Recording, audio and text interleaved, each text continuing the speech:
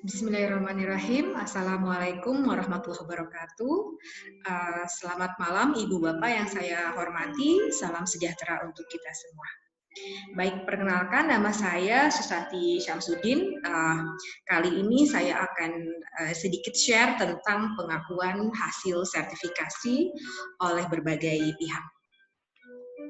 Baik, sertifikasi adalah proses pemberian sertifikat kompetensi yang dilakukan secara sistematis dan objektif melalui uji kompetensi sesuai dengan standar kompetensi kerja nasional Indonesia, sesuai dengan standar internasional dan atau standar khusus. Sehingga sistem tersertifikasi ini mempunyai fleksibilitas berharmonisasi dengan berbagai sistem nasional maupun internasional. Kemudian sertifikasi yang diberikan lembaga sertifikasi itu pastinya memberikan jaminan bahwa orang yang menyandangnya telah mendapatkan standar kompetensi tertentu. Baik, apa sih manfaatnya sertifikasi buat kita semua? Yang pertama, pastinya memiliki sertifikasi memberikan nilai tambah bagi kita, bagi Anda yang memiliki sertifikat di hadapan perusahaan ataupun klien. Yang selanjutnya, sertifikasi menunjukkan bahwa kompetensi Anda telah dievaluasi dan disetujui oleh pihak ketiga, dalam hal ini yakni lembaga sertifikasi. Yang selanjutnya, sertifikasi juga merupakan ajang promosi profesi di bidang industri dan pasar tenaga kerja serta menjamin pengakuan kompetensi pekerja. Selanjutnya, bagi perusahaan bahwa sertifikasi itu membantu remunerasi atau dalam hal upah atau imbalan pegawai. Tentunya selain itu juga memudahkan rekrutmen dan untuk promosi pegawai. Baik, lantas berbagai pihak ini siapa aja sih yang mengakui hasil sertifikasi? Yang paling pertama pasti negara kita Indonesia. Ya, di Indonesia itu banyak sekali undang-undang yang menyatakan bahwa sertifikasi itu harus, sertifikat itu wajib, dan setiap pekerja profesi itu wajib mempunyai sertifikat. Ya. Lantas yang selanjutnya industri itu sendiri atau industri di dunia kerja atau yang kita sebut dengan IDUKA, di mana IDUKA adalah sebagai user, ya, user dari praktisi. Yang selanjutnya ada sumber daya manusia. Tentunya yang sumber daya manusia ini kita bagi menjadi dua. Yang pertama adalah praktisi, orang yang sudah bekerja di bidang spa dalam kurun waktu tertentu, dan yang kedua adalah para lulusan yang baru saja menyelesaikan pelatihan atau kursus di bidang spa. Baik, yang pertama yang mengakui hasil sertifikasi yang pertama adalah ada Undang-Undang Nomor 13 Tahun 2003, yaitu tentang ketenagakerjaan, di mana di undang-undang ini disebutkan bahwa kompetensi kerja adalah kemampuan kerja setiap individu yang mencakup aspek pengetahuan, keterampilan, dan sikap kerja yang sesuai dengan standar yang ditetapkan. Ya, itu yang berhubungan dengan ketenagakerjaan. Yang selanjutnya Undang-Undang Nomor 20 yaitu tentang Sistem Pendidikan Nasional. Ya, ada pasal 26 ayat 5 menyatakan bahwa kursus dan pelatihan diselenggarakan bagi masyarakat yang memerlukan bekal pengetahuan, keterampilan, kecakapan hidup, dan sikap untuk mengembangkan diri, mengembangkan profesi, bekerja, usaha mandiri, dan atau melanjutkan pendidikan ke jenjang yang lebih tinggi. Itu undang-undang yang tentang sistem pendidikan nasional.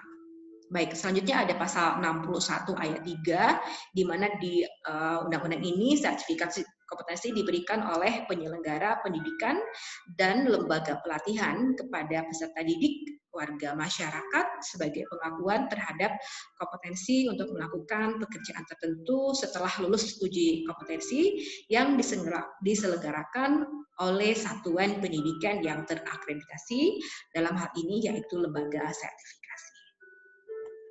Selanjutnya ada juga Permenpar nomor 11 tahun 2019. Kalau tadi kita berbicara tentang manpower atau sumber daya manusianya atau praktisinya atau spa terapi itu sendiri, kalau di Permenpar nomor 11 itu berbicara tentang usaha spa, yaitu usaha atau bidang usaha yang menaungi spa terapis, ya. Pasal 1 menyatakan bahwa usaha spa adalah usaha perawatan yang memberikan layanan dengan metode kombinasi terapi air, terapi aroma, pijat, rempah-rempah, layanan makanan atau minuman sehat, dan olah aktivitas fisik dengan tujuan menyeimbangkan jiwa, raga dengan tetap memperhatikan tradisi dan budaya bangsa Indonesia. Sementara di pasal 4 menyatakan bahwa usaha spa itu memiliki golongan-golongan sebagai berikut. Ada spa tirta 2, ada spa tirta 1, ada spa tirta 2 dan spa tirta 3. Seperti halnya hotel, bahwa hotel juga punya level, ya, punya ada bintang 5, bintang 4, bintang 3 dan lain sebagainya. Jadi yang membedakan di sini ini lebih kepada fasilitas, ya, di mana fasilitas spa tirta 3 itu adalah fasilitas spa paling tinggi, kurang lebih seperti itu. Baik, selanjutnya ada Permenkes nomor 8 2014, yaitu tentang pelayanan kesehatan spa. Ini juga berbicara tentang usahanya, ya, pelayanan kesehatan yang dilakukan secara holistik dengan memadukan berbagai jenis perawatan kesehatan tradisional dan modern yang mengutamakan air beserta pendukung perawatan lainnya, yaitu berupa pijat, penggunaan ramuan, terapi aroma, latihan fisik, terapi warna, terapi musik, dan makanan yang memberikan efek terapi melalui panca indera guna mencapai keseimbangan antara tubuh, pikiran, dan jiwa, atau biasa disebut dengan body, mind, and spirit, sehingga terwujud kondisi kesehatan yang optimal. Sementara pada pasal 7 ayat 1 menyatakan bahwa berdasarkan manfaat pelayanan kesehatannya, Gria Spa diklasifikasikan menjadi Gria Spa tirta 1, yaitu fungsinya lebih kepada relaksasi, sementara Gria Spa tirta 2 lebih kepada relaksasi dan rejuvenasi, dan Gria Spa tirta 3 lebih kepada relaksasi, rejuvenasi, dan revitalisasi. Kurang lebih seperti itu. Baik, sementara pasal 10 dalam hal terjadi perubahan kepemilikan badan usaha dan alamat Gria Spa, penyelenggara spa harus melapor kepada Kepala Dinas Kesehatan Kabupaten Kota. Jadi dalam hal ini berhubungan dengan izin, ya. Kemudian di pasal 3 disebutkan bahwa setiap terapis spa harus memiliki STPT yang diterbitkan oleh Dinas Kesehatan Kabupaten atau kota, ya, di mana STPT ini wajib dimiliki oleh semua spa terapis untuk mendapatkan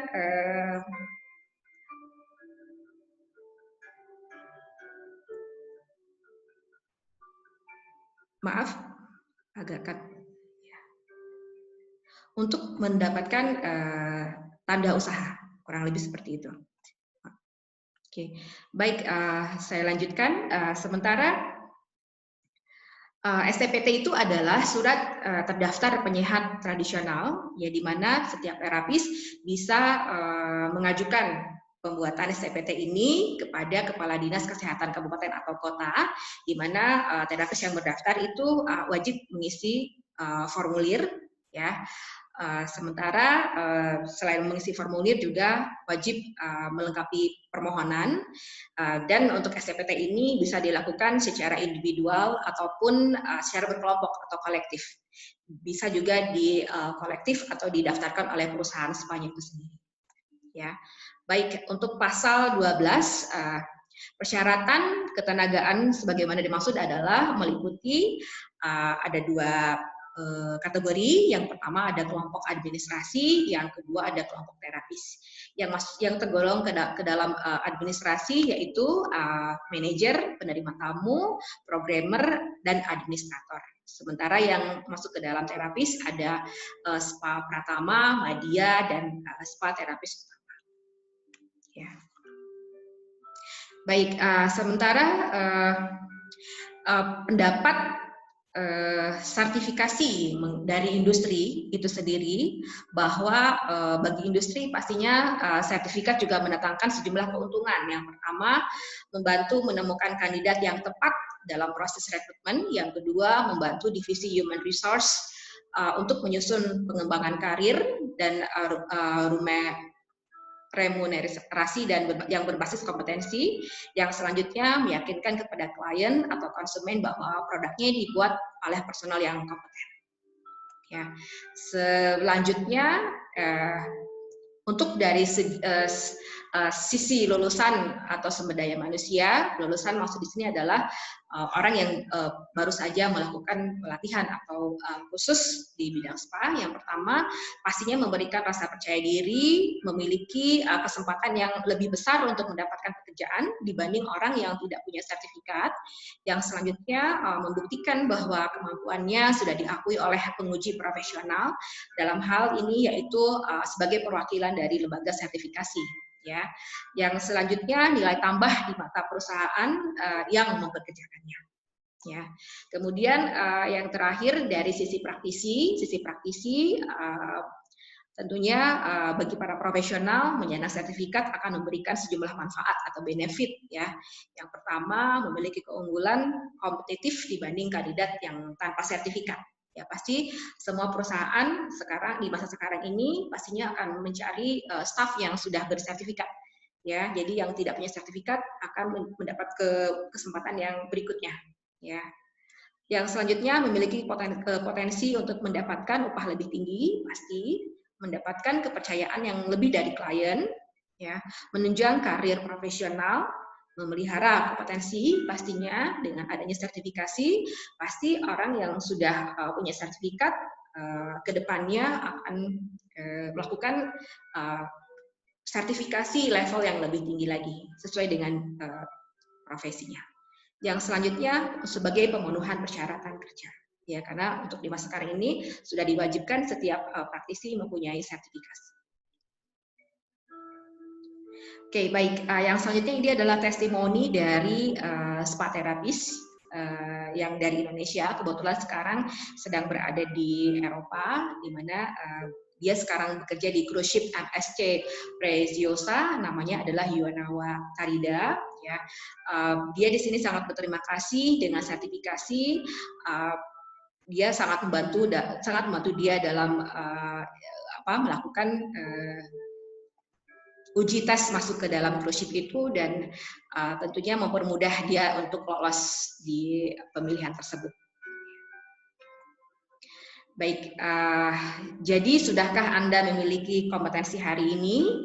Dan saran dari saya sendiri sebagai orang yang berada di dunia sertifikasi bahwa lanjutkan kompetensi Anda ke level berikutnya. Jadi jangan puas pada level yang ada sekarang. Ya. Baik, demikian Pak share dari saya kali ini. Mudah-mudahan ada manfaatnya buat ibu bapak atau adik-adik yang membutuhkan. Terima kasih banyak sudah menyimak.